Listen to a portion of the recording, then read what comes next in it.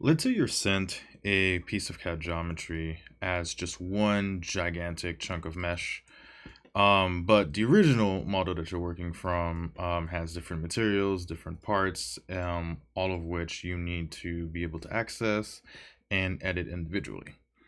One way that you can regain that level of control without using the original source CAD file and just making a new export is to you go into modeling with polygonal selection on.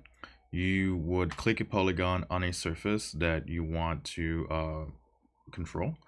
You would hit your selection, select link, select flat faces, and in this little menu down here, which sometimes will just be hidden, so just click the little chevron here.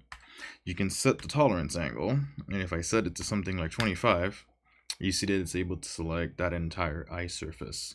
And so now, if I wanted to, I could separate this out, put new materials to it, so on and so forth.